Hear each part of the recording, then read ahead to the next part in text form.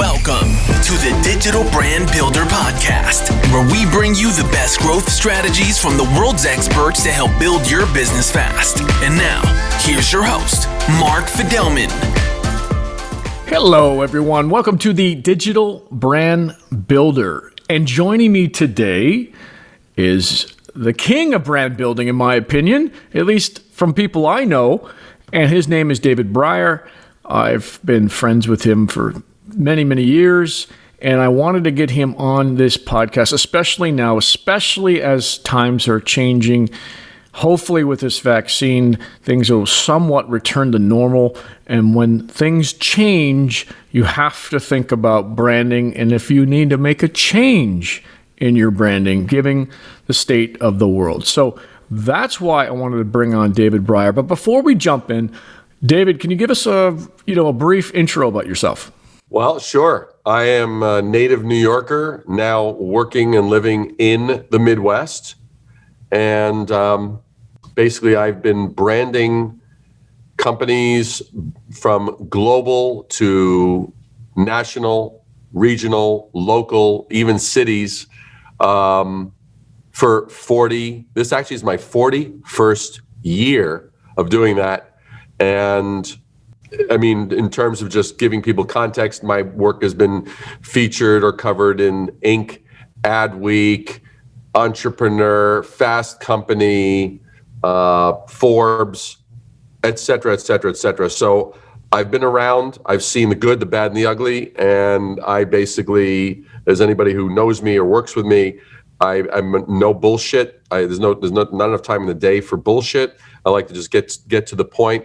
Not shortchanging stuff unnecessarily, but if something can be hit directly and straight without any compromise, that's where I love to live. Yeah, and in this industry, we see a lot of bullshit, as you know. So Yep. Finding the right person, especially with branding, which is it's hard to measure, at least initially, how you measure the success of your branding program over time, certainly. Yeah. A lot of people listening to this probably have either fallen victim to a so-called branding expert, or don't know the first thing about branding and are looking for advice here. So this is very timely. And David, I'd like to just jump right in if you're okay with that. Let's rock and roll, dude. I'm ready. All right. So there's been a lot of changes in the last year. We don't need to rehash what they were. What are you suggesting people do now, given the crazy state of affairs that we're in terms of branding? Well, right now, the key thing that's got to happen, like, for example, I think it's been very, very common for some people. Oh, we're gonna add automated this and automated that, and add lots of things that add layers to the human experience. Probably the worst example that we've all experienced is the menu tree, when you go and you call up a company, and it's like, and you get that recorded little message, and it has you add in this and has you add in that. It normally has about 15 different options. By the time you actually get to a human person, you're ready to basically chew their head off and just spit them out. That's an example of it being done terribly. Well, in this day and age of disconnection, right? Where we're really not connected as much as we like to be. We're doing more video calls, more Zoom calls, more remote this, remote that. The factor of humanity, if I were to say one thing to do, cut out the layers between your actual frontline people and your customers. Because the more human you are, the more accessible you are, the more you can actually speak to a caring, interested individual, the better your brand is going to actually be seen in the minds of those you serve. All right. So I want to start a little bit from the beginning, and I recognize you've kind of done this many, many times. But let's say you're going through a branding exercise, or you're thinking about going through a branding exercise. What is it that you advise people that they have ready to go? Either before they engage somebody like you, or if they're brave and they're embarking upon this themselves? Okay, so the first thing is that they have to actually be honest and looking. There's two sides to the coin of any brand. There's the micro, which is the brand itself, and there's the macro, which is the world out there, right? oftentimes, especially when I'm dealing with CEOs, entrepreneurs, those who have proudly developed something, could be software, it could be a product or a service, and they've invested time and money, and they have what I call the beautiful baby syndrome. Isn't my baby gorgeous? And I'm usually the one that says, look, I know your heart's in the right place. I know that you have a lot of love for that little baby of yours. But that's one of the ugliest babies I've ever actually seen. Because the thing is they're so in love with it. They're so biased because of their infatuation and their commitment and their engagement that they don't have the impartiality that's necessary. So when I'm engaged in a project, I say the first thing that I'm going to be bringing to this is what I call passionate impartiality. So one, I really, really, really give a shit.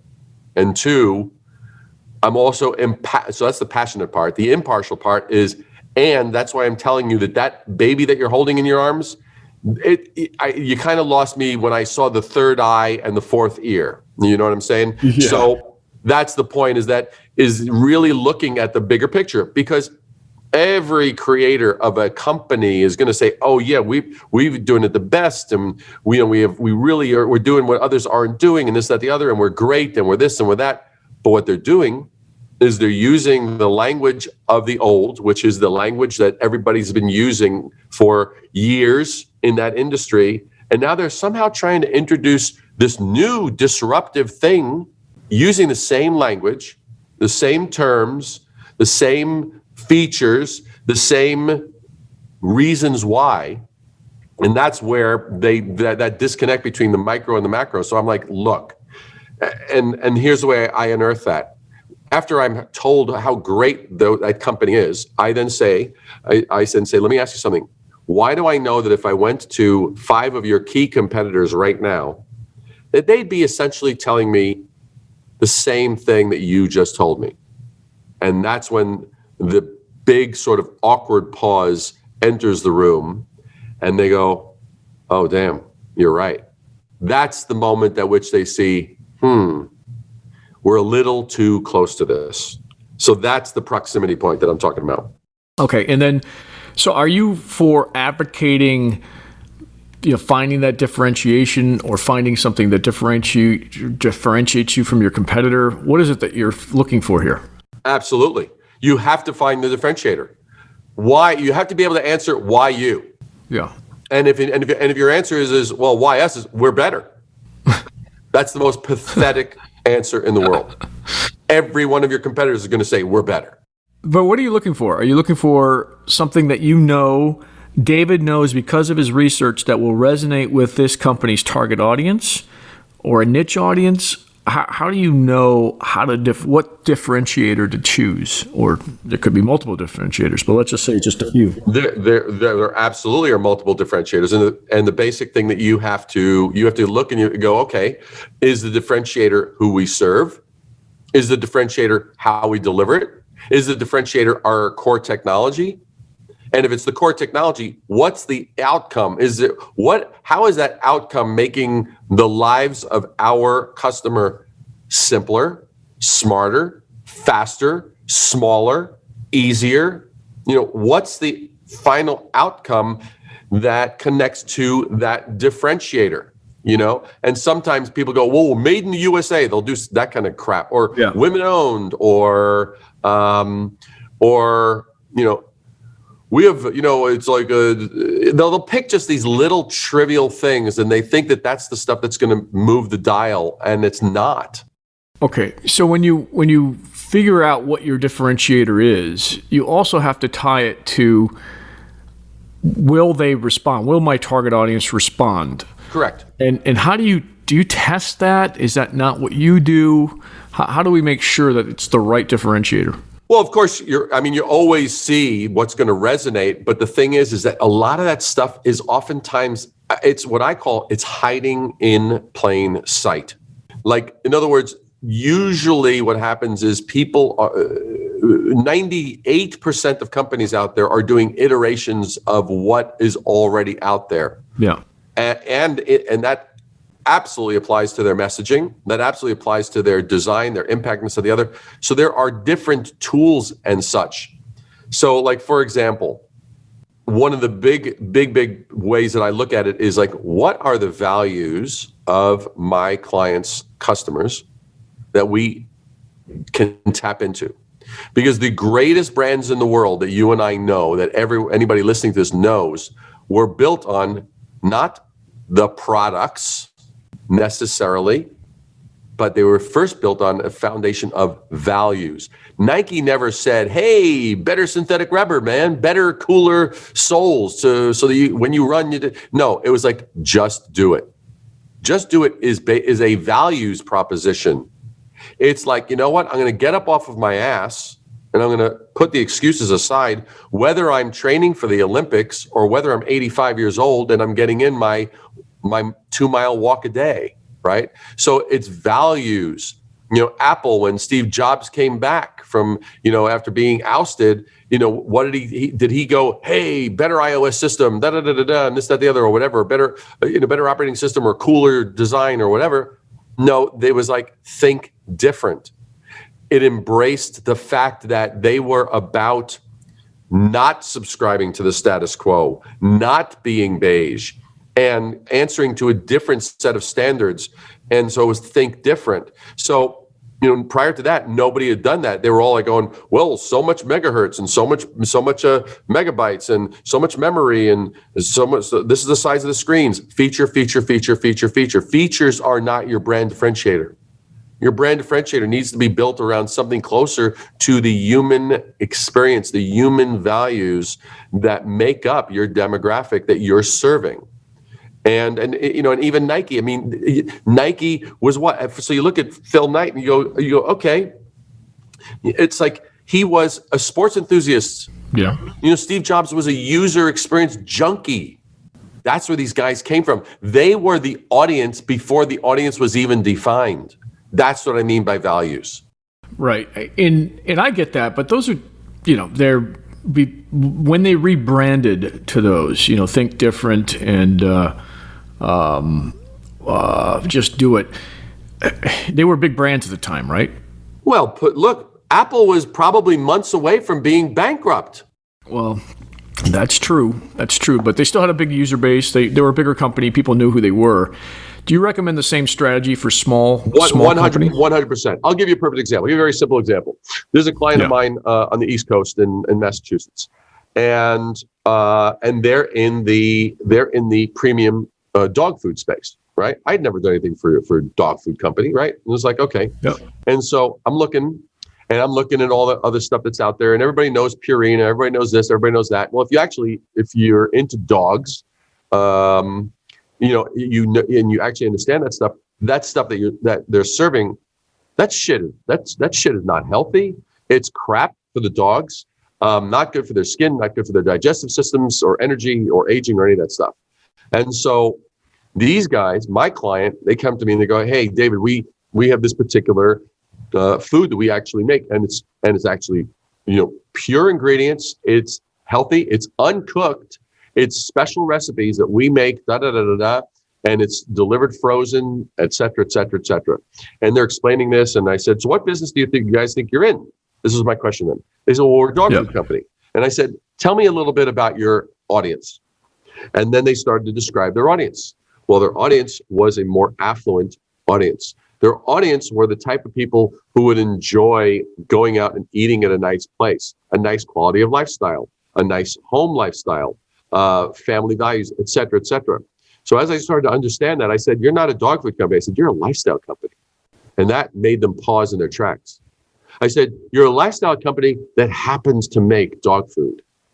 And so they went and this just shows you the transition. They went from, I think it was farm. I'm trying to remember the prior incarnation. Farmstead. I think it was Homestead Farms. Mm-hmm. Homestead Farms, and it was a very ambiguous. You didn't quite know what it was. I renamed it, rebranded it, the whole thing. Now it's called Napa Fresh Food for Dogs. Earth's most civilized food for dogs. Okay, but Napa Fresh. When you hear Napa Fresh, yeah, anybody that's into food, quality of life, and digs dogs, they know what that is. That has an instant communication before you've even seen anything.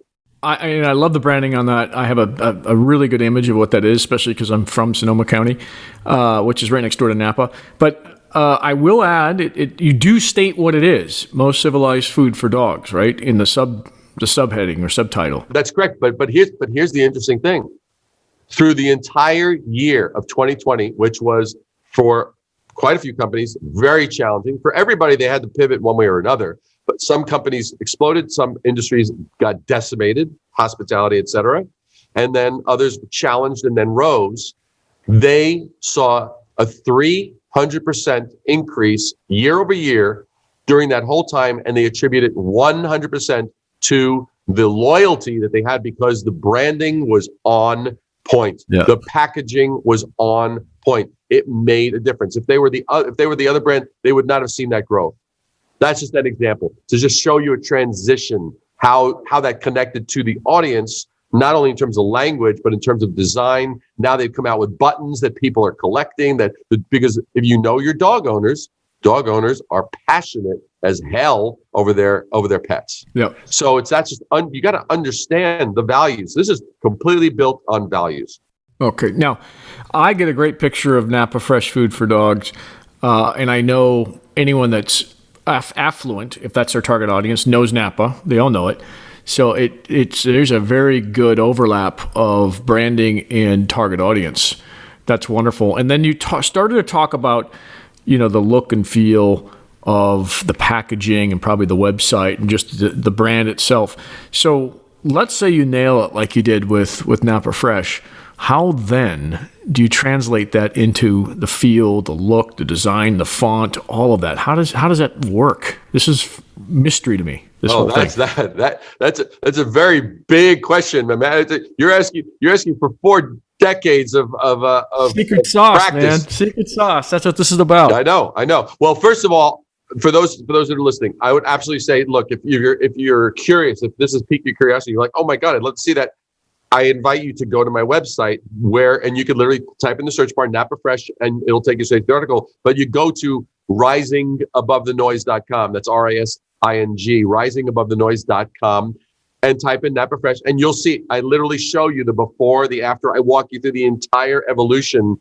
It's amazing. And so that's just an example. And there's tons of rebrand stories like that showing you the before and the transformation. But the basic thing is that I had to look at the aesthetic. So there's 2 things to answer your question in terms of the look, the design, the fonts.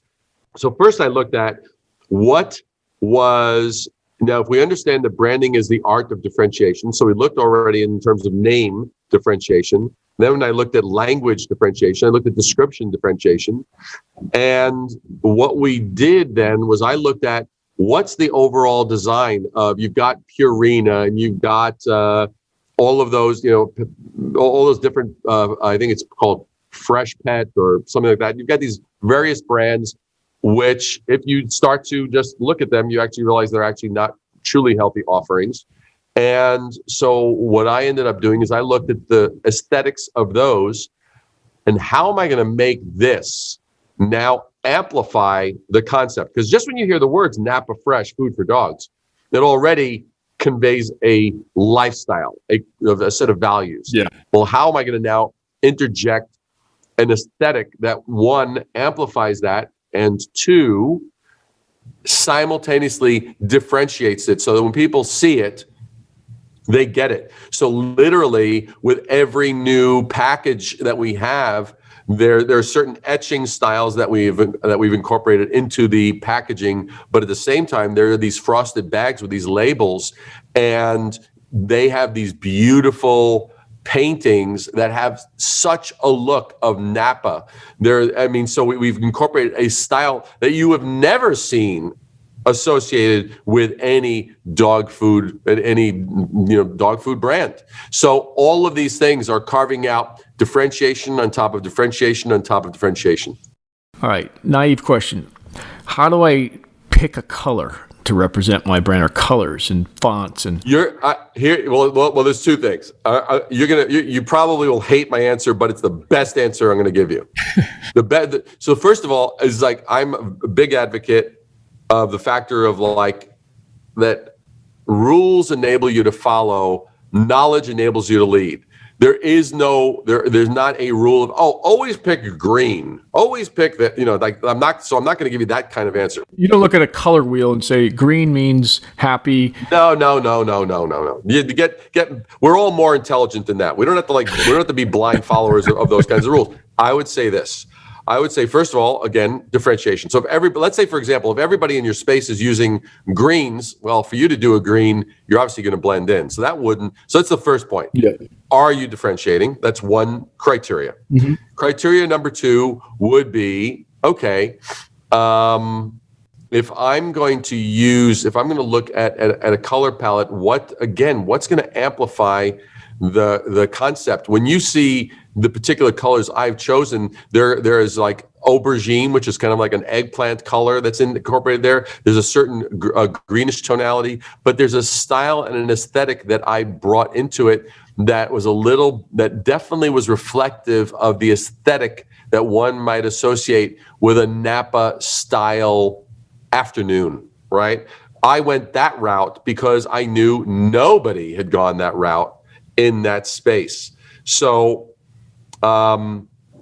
but I would not want anyone listening to this to go, oh, well, if I'm in technology, I'm going to choose blue. If I'm in food, I'm going to choose green. If I'm in this, I would say just take that sucker out in the backyard and shoot it as a concept. You don't want to limit yourself to what I call lazy crutches. You've got to look at the space because it's going to be different.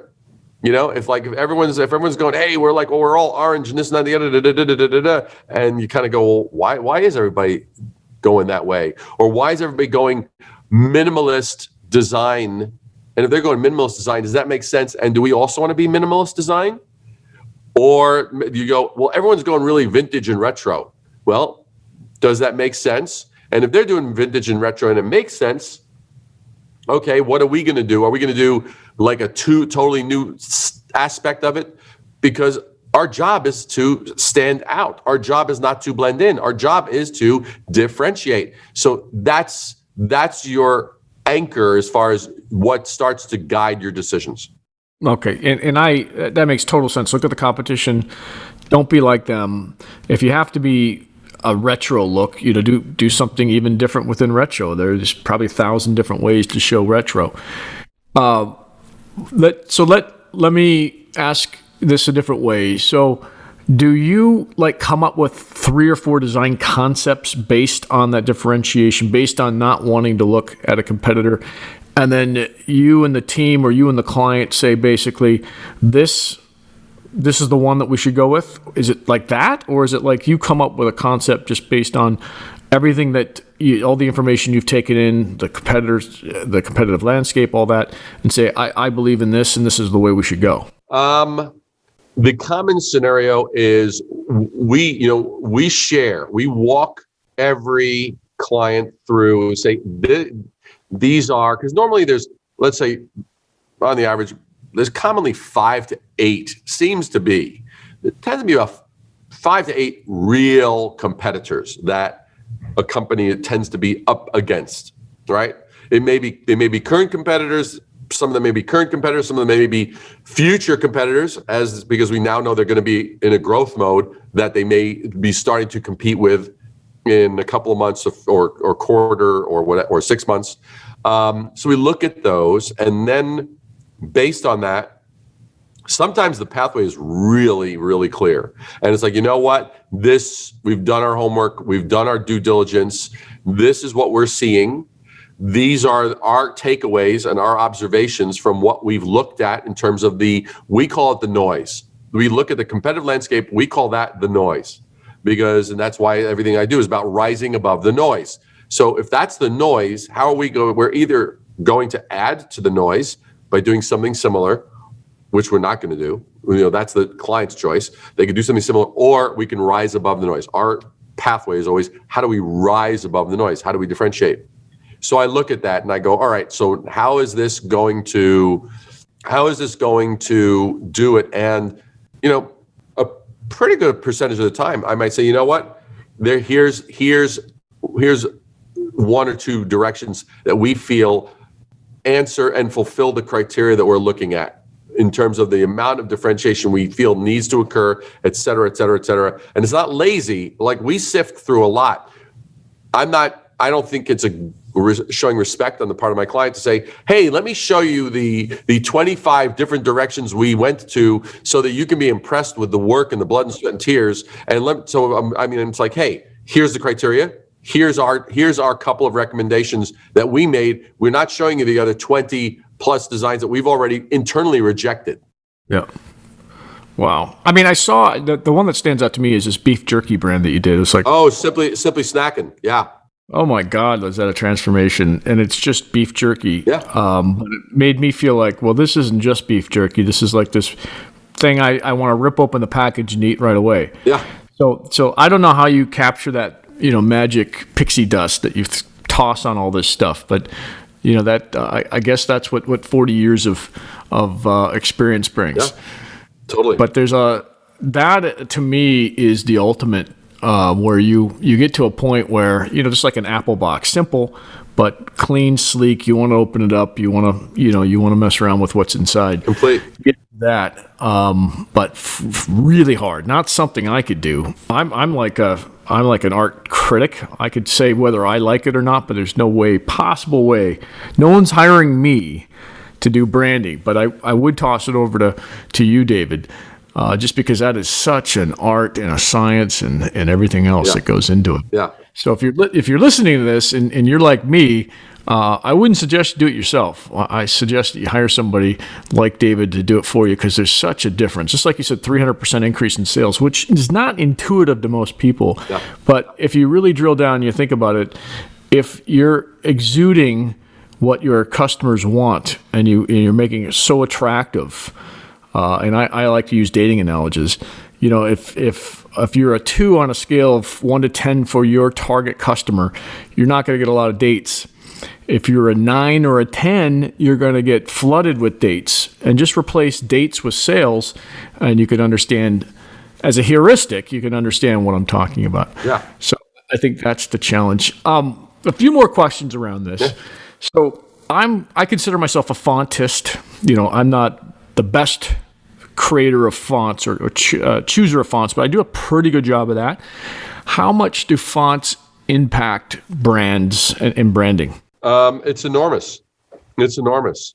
I mean, I'll give you. It's all subconscious for most people, isn't it? Most people don't think about what font is this. Oh, they don't. But the thing is, at the same time, like the millions and millions of people that go to movies also don't think of what it goes into framing that shot that Steven Spielberg might spend days or weeks, just plotting out and finding and scouting the right location. So, and at the same time, it's like, why can I take the same ingredients and give it to someone over here as I would give it to Gordon Ramsay here? And Gordon's is going to be, holy crap, that's the most amazing thing I've eaten. And this other person is going to be like, well, that's kind of forgettable. Can we order in?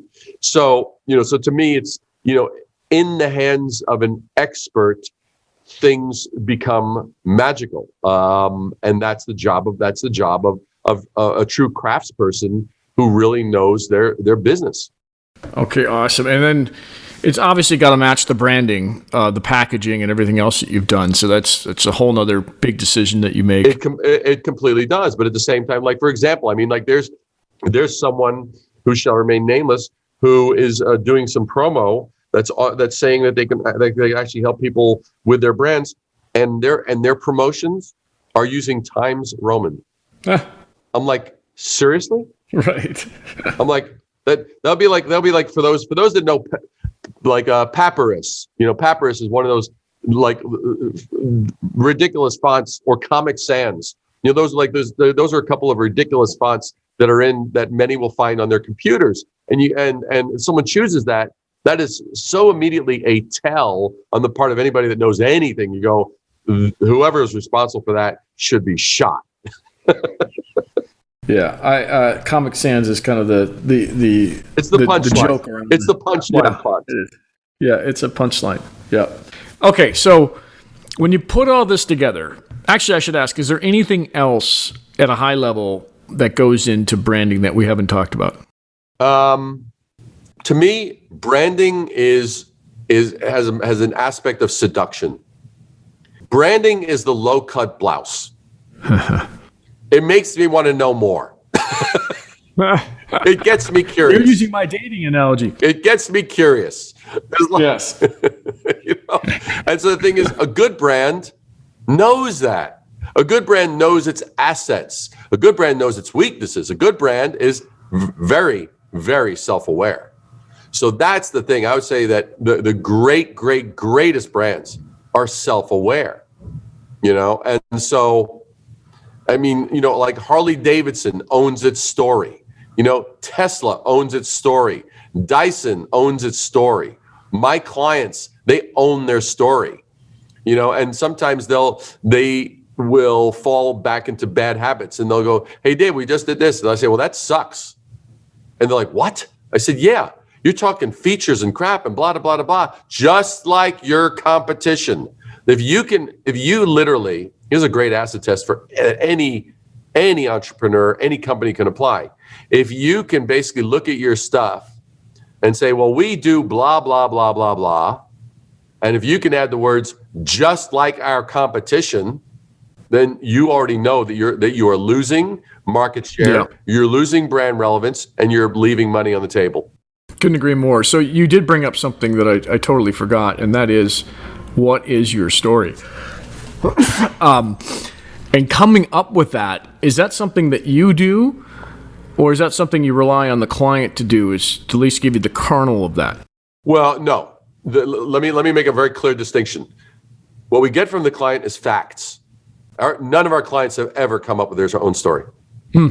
Usually what happens is, and I kid you not. Yeah. Usually what happens is I'm going to say, okay, after we've collected the facts and we've done our due diligence and this and that, the other, and blah, blah, blah, blah, then I do the presentation with my client and I say, now, here's your story. And then I walk them through and I walk them through and I walk them through. It's literally, I'm watching their face as I'm doing the presentation.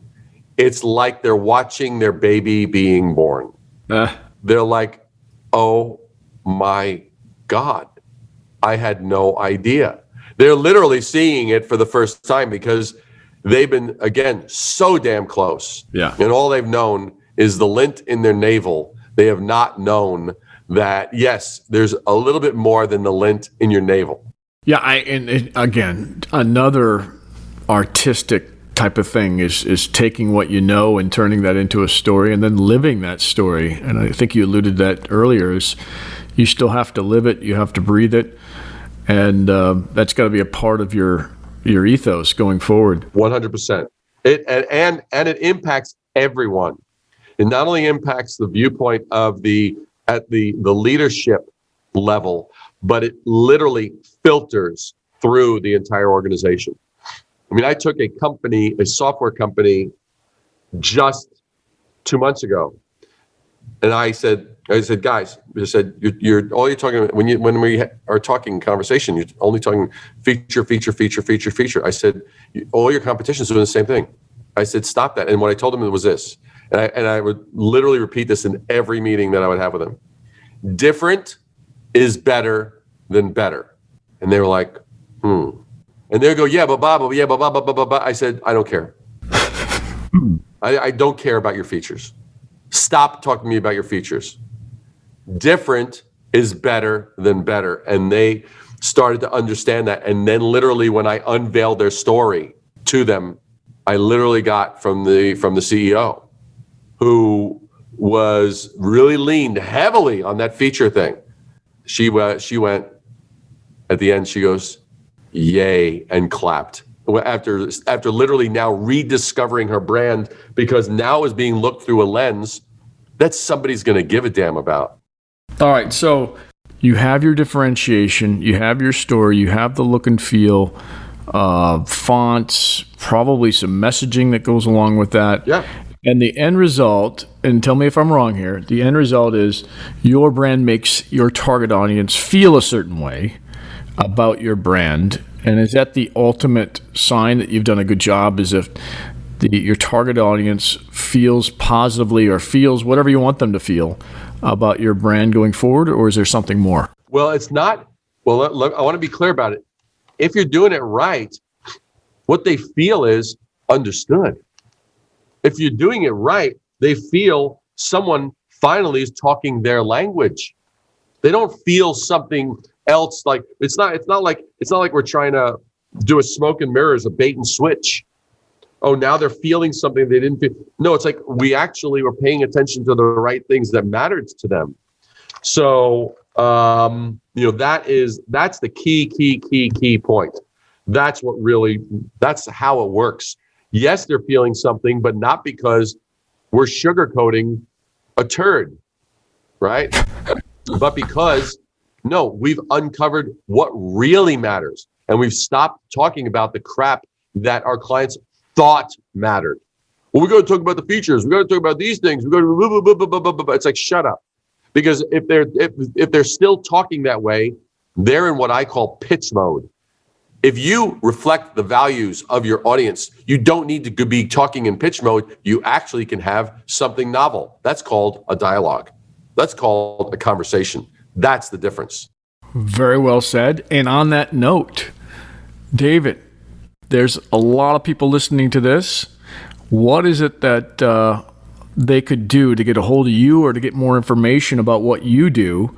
I know you've got a website. You've got some downloads, I think, that I've downloaded in the past. But totally. I'll let you take the stage from here. Where is it that people can find you, and what do you suggest they look at? Absolutely. Well, first of all, you can certainly find me, of course, on my website, where you can subscribe to the blog. There's a free ebook called The Lucky Brand, which is downloadable there. But there, it's like, that's risingabovethenoise.com, RISING, risingabovethenoise.com. That's certainly a destination to go to. I'm very active on LinkedIn, been jumping on Clubhouse like a lot of people have been. But LinkedIn, you'll find there's daily content on LinkedIn, like ridiculously potent content that people are shocked that I'm giving away for free. You can certainly check me out on YouTube, on Instagram, etc. I have no idea and Facebook as well. But if you go to those various things, you'll find lots of actionable content. I'm all about getting stuff done intelligently, not doing it lazily, but doing it intelligently with keen observation. And there's just a lot of powerful content, even to the point where we're actually now delivering our second masterclass mentorship program. It's an 8-week program that we've been doing, and you can learn more about that too. And we literally have people from around the world engaged in it now. And so that's incredibly exciting. We literally had people getting about over 2,000% ROI on the actual program. We literally had someone who closed a $7 million deal while doing that program, just implementing the tools that are from that. So there's a lot of powerful stuff that you can get from the resources. So I would definitely reach out, connect, and hit me up on LinkedIn, DM me. Let's connect up, and absolutely, that's the way to do it. All right, David, on that note, thank you so much. Totally my pleasure, man. Love talking to you as always, and thanks for appearing on the show.